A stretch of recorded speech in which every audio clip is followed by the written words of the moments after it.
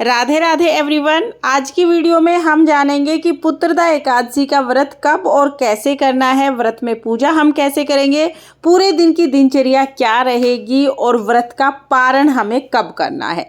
तो पुत्रदा एकादशी के दिन सुबह सुबह जल्दी उठ के सबसे पहले हम लड्डू गोपाल जी को दूध से स्नान कराएंगे। देखिए, पुत्रदा एकादशी जो होती है इसमें विष्णु भगवान के बाल स्वरूप यानी लड्डू गोपाल जी का पूजन किया जाता है। तो अगर आपके पास लड्डू गोपाल जी हैं तो उन्हें आप दूध से जरूर स्नान कराएं इस दिन। उसके बाद फिर जल से स्नान करा के लड्डू गोपाल जी का सुंदर सा श्रृंगार कर देंगे। अगर आपके पास लड्डू गोपाल जी नहीं है तो आप विष्णु भगवान की फोटो या मूर्ति का पूजन भी कर सकते हैं।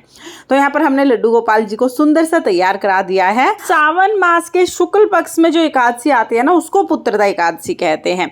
पुत्र की प्राप्ति के लिए अथवा संतान की प्राप्ति के लिए ये व्रत किया जाता है। तो आप चाहे तो घर के मंदिर में पूजा कर सकते हैं या अलग से चौकी लगाकर भी आप पूजा कर सकते हैं। तो जैसा कि मैंने बताया, सुबह सुबह जल्दी उठना है, स्नान करना है, उसके बाद हमें पूजन करना है। तो यहाँ पर मैं चौकी लगा लूंगी। चौकी पर हम पीले रंग का वस्त्र बिछाएंगे, उस पर फूलों का आसन देकर हम श्री हरि विष्णु भगवान के बाल स्वरूप लड्डू गोपाल जी को विराजमान कर देंगे। हो सके तो इस दिन आप लड्डू गोपाल जी को पीले रंग के वस्त्र पहनाएं। अब देखिए, लड्डू गोपाल जी को स्नान तो हमने करा दिया है, लेकिन फिर भी शुद्धिकरण के लिए, चौकी की शुद्धिकरण के लिए हम यहाँ पर जल के छींटे लगा देंगे। उसके बाद हम देसी घी का दीपक जलाएंगे। देसी घी का या तिल के तेल का दीपक आपको जलाना है। तो देखिए, अब हम वस्त्र समर्पित करेंगे। तो लड्डू गोपाल जी को तो हमने वस्त्र पहना दिए हैं। हम कलावे के रूप में गैया माता को वस्त्र समर्पित करेंगे। इस दिन आप गौ माता का पूजन भी लड्डू गोपाल के साथ जरूर करें। अब एकादशी के दिन चंदन का तिलक लगाया जाता है, तो सभी को हम चंदन का तिलक लगा देंगे। और ये ध्यान रहे कि एकादशी के दिन चावल का उपयोग बिल्कुल नहीं किया जाता है। चावल की जगह हम तिल ले लेते हैं। तो यहाँ पर तिलक के ऊपर हम तिल समर्पित करेंगे और दिए में भी तिल जरूर डालें, क्योंकि दिए में जितने तिल चटकेंगे उतने हमारे कष्टों का निवारण होगा। उसके बाद इस दिन आप लड्डू गोपाल जी को इत्र जरूर लगाएं। बांस की बांसुरी जरूर समर्पित करें। वैसे तो आप कोई भी बांसुरी दे सकते हैं रेगुलर में तो, लेकिन इस दिन आप बांस की बांसुरी जरूर लड्डू गोपाल जी को दें।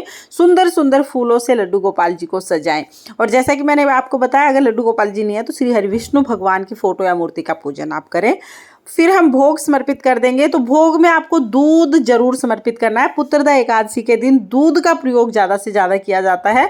उसके अलावा कोई भी ऋतु फल आप समर्पित कर सकते हैं। और जो भी भोग समर्पित करेंगे उसमें तुलसी हम जरूर रखेंगे, क्योंकि बगैर तुलसी के भगवान विष्णु भोग नहीं ग्रहण करते हैं। अब 1 लोटा जल समर्पित करेंगे। हाथ जोड़कर भगवान से भोग ग्रहण करने के लिए निवेदन करेंगे। फिर हम दक्षिणा समर्पित करेंगे। यथासंभव दक्षिणा आप जरूर समर्पित कीजिएगा। और उसके बाद फिर हम कथा सुनेंगे। तो खाली हाथ कथा नहीं सुनते हैं, अपने हाथ में तिल और फूल लेकर हम यहाँ पर पुत्रदा एकादशी की व्रत कथा सुनेंगे। जब भी आप व्रत करें तो व्रत कथा सुननी होती है, लेकिन अगर आपने व्रत नहीं भी किया है तो भी आप पुत्रदा एकादशी की कथा जरूर सुने। पुत्रदा एकादशी का व्रत और पूजन करने से हमें पुत्र की प्राप्ति होती है, संतान की प्राप्ति होती है। और जिन लोगों की संतान है उनको अच्छे भविष्य की प्राप्ति होती है। तो अपने संतान के अच्छे भविष्य के लिए आप पुत्रदा एकादशी की व्रत कथा जरूर सुने। कथा का वीडियो चैनल पर मिल जाएगा, लिंक मैं आपको डिस्क्रिप्शन में दे दूंगी। कथा सुनने के बाद जो फूल और तिल लिए हैं वो हम भगवान को समर्पित कर देंगे। इसके बाद फिर हम धूप दीप दिखाकर बहुत ही प्रेम पूर्वक आरती करेंगे। तो पहले हम गणेश जी की आरती करेंगे, उसके बाद हम भगवान श्री कृष्ण भगवान विष्णु की आरती करेंगे। आरती करने के बाद हाथ जोड़कर पूजा में रही कमियों के लिए क्षमा याचना करेंगे और अपनी मनोकामनाओं को पूर्ण करने के लिए अपनी संतान की दीर्घ आयु और अच्छे स्वास्थ्य के लिए भगवान से प्रार्थना करेंगे। इस तरह से पुत्रदा एकादशी की सुबह की पूजा पूर्ण हो जाएगी। सुबह के समय हमें पूजा करनी है। पूजा करने के बाद जो जल का लोटा है वो सूर्य देवता को अर्घ दे देंगे। और जो भी भोग प्रसाद आपने चढ़ाया है वो घर में सभी सदस्यों को प्रसाद के रूप में हम बांट देंगे। इसके बाद देखिए, जो हमने दक्षिणा चढ़ाई है ये आप किसी भी बच्चे को दे सकते हैं। बाल स्वरूप का ये पूजन है, तो किसी भी बालक को आप ये दक्षिणा दान कर सकते हैं। अब हमने सुबह पूजा कर ली है। पूजा के बाद आप चाय पानी दिन में पी सकते हैं आराम से। पूरे दिन भगवान विष्णु का मन में जाप करना है। और शाम के समय दोबारा हमें इसी चौकी पर फलाहार जो भी आपने व्रत के लिए बनाया है उसका भोग लगाएंगे भगवान को और धूप दीप से भगवान की आरती करेंगे। आरती करने के बाद रात को आप 2-4 भजन जरूर गाएं भगवान के। अगर भजन नहीं आते हैं तो फ़ोन में या किसी भी जो भी यंत्र आपके पास है वहाँ पर भजन चला के आप भजन सुन सकते हैं। यानी भजन करना बहुत ही शुभ माना जाता है।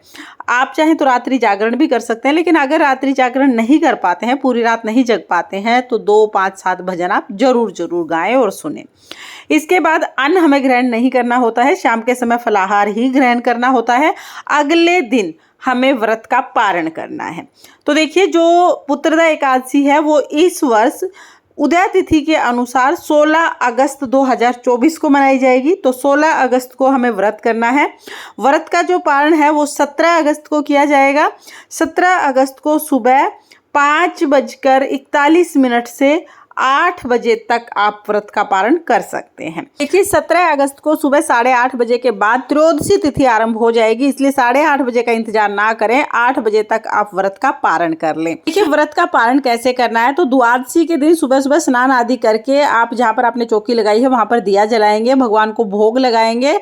उसके बाद हमें दान देना है और फिर हमें अपना व्रत खोलना है, यानी फिर हमें भोजन करना है। अब देखिए, एकादशी के दिन बिल्कुल भी चावल का उपयोग नहीं किया जाता है, लेकिन द्वादशी के दिन चावल का भोग भगवान जी को लगाया जाता है। आप चाहे तो खिचड़ी बना सकते हैं या चावल बना सकते हैं, और चावल का दान भी किया जाता है। और जब आप व्रत खोलेंगे, व्रत का पारण करेंगे, तब भी आपको पहले चावल ही खाना है। तो एकादशी के दिन चावल बिल्कुल नहीं बनाना, बिल्कुल दान नहीं करना। द्वादशी के दिन चावल का दान किया जाएगा और चावल का भोजन भी किया जाएगा। तो इस तरह से हमें व्रत का पारण करना है। दान जो आप देंगे, कम से कम इतना दान हमें जरूर देना है कि एक इंसान के एक वक्त का भोजन बन जाए। आप चाहें तो ये दान आप पंडित जी को दे सकते हैं या किसी भी गरीब को आप ये दान दे सकते हैं।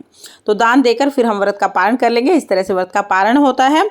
और देखिए, पुत्रदा एकादशी का व्रत लगभग सभी लोग करते हैं। 12 वर्ष से अधिक आयु की जो भी लड़कियां हैं वो सब पुत्रदा एकादशी का व्रत कर सकती हैं। कि जिनकी संतान नहीं है वो संतान प्राप्ति के लिए पुत्रदा एकादशी का व्रत करते हैं। जिनके पुत्र नहीं है वो पुत्र प्राप्ति के लिए पुत्रदा एकादशी का व्रत करते हैं। और जिनके संतान है वो अपनी संतान की लंबी उम्र, अच्छे स्वास्थ्य और उज्जवल भविष्य के लिए पुत्रदा एकादशी का व्रत करते हैं। तो पुत्रदा एकादशी का व्रत लगभग सभी को करना चाहिए ताकि उनकी संतान का भविष्य उज्जवल रहे।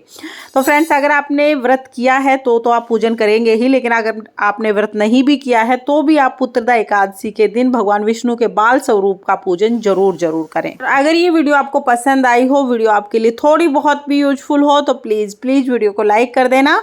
हम महिलाएं घर में तीज त्योहार कैसे करते हैं ये देखने के लिए मेरे चैनल को सब्सक्राइब कर लेना। फिर मिलते हैं किसी और वीडियो में, तब तक के लिए जय श्री कृष्णा, राधे राधे।